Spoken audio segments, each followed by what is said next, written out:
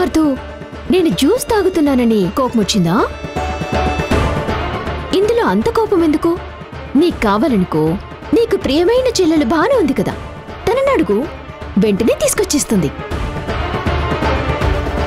లేదు కార్తీక్ కావాలంటే నాకు చెప్పు, నేను వెళ్ళిస్తాను. నువ్వింత హ్యాపీగా మాట్లాడుతున్నావంటే ఈ రోజు నువ్వు అనుకున్నది సాధించావని ఆనందం నీకేమైనా అనిపిస్తుందా? ఇప్పుడు నాకు పూర్తిగా అర్థమైంది నీలిమా. కరెంటు వైరు తెగి పడలేదు, తెంపేస్తే పడింది అని.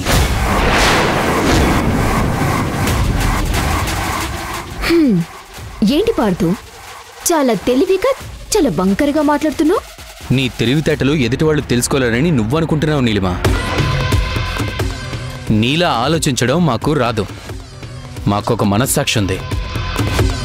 అది ఎదుటివాళ్ళని బాధ పెట్టకు అని ఎప్పటికప్పుడు అడ్డుపడుతూ ఉంటుంది. అందుకే నువ్వు బతికిపోతున్నావు. ఆ వైర్లు నువ్వే వేసావని ఇది నాకు ఖచ్చితంగా తెలుసు. ఎందుకంటే అక్కడ గొడవైంది, ఇక్కడ నువ్వెంత ఆనందంగా ఉన్నావు.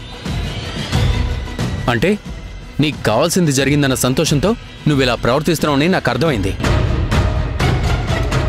కానీ ఒక్కటి గుర్తుపెట్టుకో నీలిమా, నువ్వు ఎన్ని జన్మలెత్తినా బాను కాలి గోటికి కూడా సరిపోవు. అయ్యిందా నీ లెక్చర్? ఏంటి బెదిరిస్తున్నావు? నీకంత సీన్ లేదు. ఇక్కడ రహస్యంగా జీవిస్తుంది నువ్వు. ఆ రహస్యాన్ని దాస్తుంది నీ చెల్లెలు బాను. భయంతో బతకవలసింది మీరు, భయపడుతూ ఉండవలసింది మీరే. అంతేకాని నన్ను భయపెట్టేంత సీన్ మీ ఇద్దరి దగ్గర లేదు. మేం భయంతో బతుకుతున్నది మాకేదో జరుగుతుందని కాదు, పచ్చటి కుటుంబంలో చిచ్చురేగటం ఎందుకని, ఆప్యాయత అనురాగాలు విషాదంగా మారడం ఎందుకని. అంతేకాని నీలా కుట్రలు కుతంత్రాలతో బతకడం లేదు.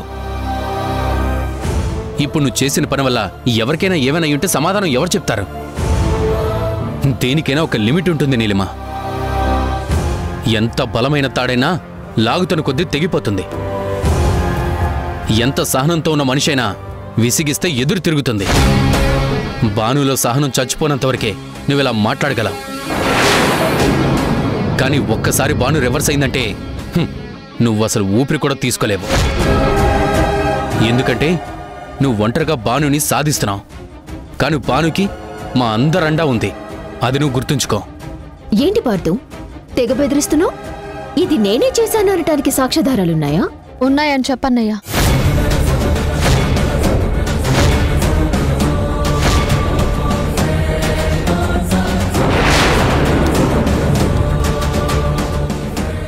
ఏంటి అన్న చెల్లెళ్ళిద్దరు కలిసి కొత్త నాటకాలు ఆడుతున్నారా? నాటకాల బతుకు తనదే అని చెప్పన్నయ్యా. ఇలాంటిదేదో ప్రయత్నం చేస్తుందని నాకు ముందే అనుమానం వచ్చింది. అందుకే ఆవిడ గారి మీద నిఘా పెట్టాను. ఇంటి చుట్టూ సీసీ కెమెరాలు ఏర్పాటు చేయించాను. అవేవి తనకు తెలియదు కదా. తెలివి తక్కువగా వైర్లు పడేసింది. అది బాల్కనీలో ఉన్న కెమెరాలో రికార్డ్ అయింది. కావాలంటే చూడమనన్నయ్య.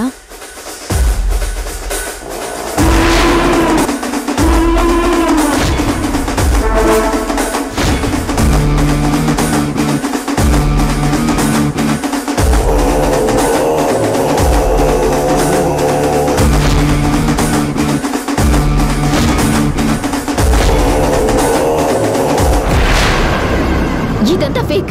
మీరు కావాలని ఈ ఫేక్ వీడియో సృష్టించారు. ఇలాంటి నాటకాలు నా దగ్గర చెల్లవు.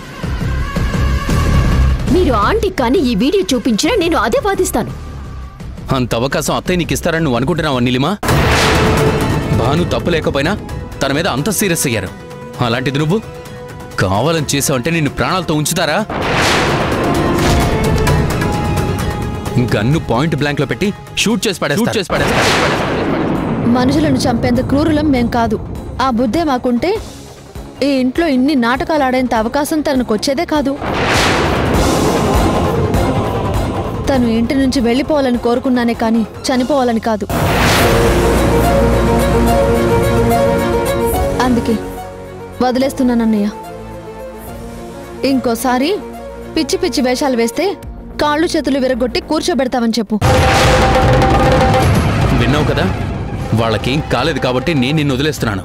మళ్ళీ పిచ్చి పిచ్చి వేషాలు వేసేవనుకో నువ్వు వీడియో చూపిస్తానని బెదిరిస్తున్నావు కదా. మా దగ్గర కూడా వీడియో ఉంది, గుర్తుపెట్టుకో.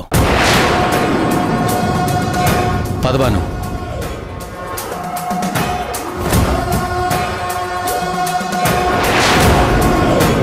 పెదనాన్న, నేను వెళ్ళి భాను చూసొస్తాను.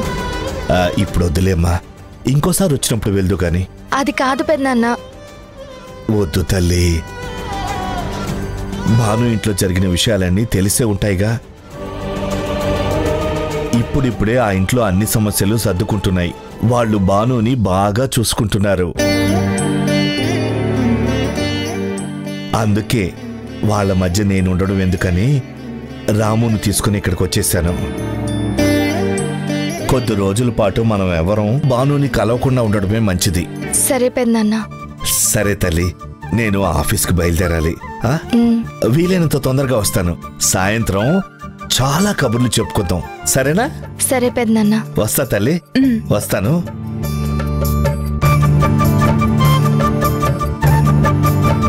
వస్తాను.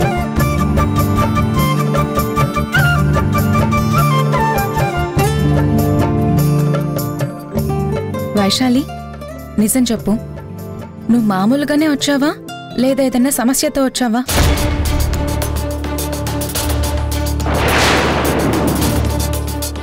వైశాలి, ఏంటి ఆలోచిస్తున్నావు? అబ్బే అదేం లేదు. అయినా నీకెందుకు వచ్చిందా అనుమానం? మామూలుగా ఉంటే నువ్వు ఎలా ఉంటావో, ఏదన్నా ప్రాబ్లంలో ఉంటే ఎలా ఉంటావో నాకు బాగా తెలుసు, అందుకే అడుగుతున్నాను. చచ్చా, అదేం లేదు. అయినా పెదనాన్న నీతోనే చెప్పారు కదా, పెళ్ళయ్యాక ఆడపిల్ల జీవితం మారుతుంది అని. నేను మారిపోయానంతే. వైశాలి,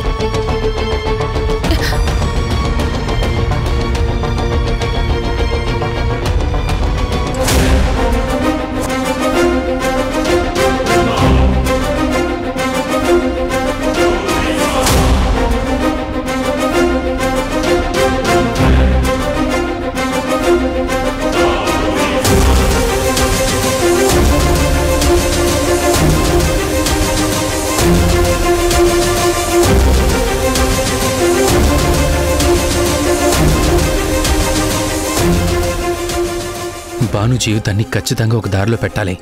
ఈ నీలిమ ఆడిందాట పాడింది పాట అయిపోతుంది. ఏం చేసైనా నీలిమ ఆట కట్టించాలి. అన్నయ్య, రామ్మా భాను, నేనే ఇంకా నిన్ను పిలవాలనుకుంటున్నాను. అదేంటన్నయ్య, అందరూ భోజనాలు కూడా చేసేశారు. నువ్వు భోజనానికి రాకుండా ఒంటరిగా ఇక్కడేం ఆలోచిస్తున్నావు? పద, ముందు భోంచేద్దు గాని.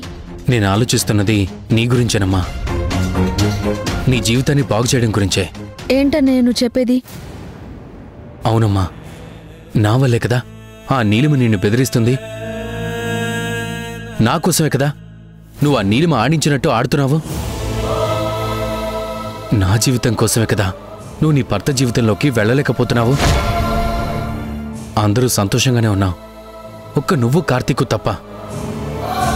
అందుకే ఏ నిజమైతే చెప్తానని నిన్ను బెదిరిస్తుందో ఆ నిజాన్ని చెప్పేమనమ్మా.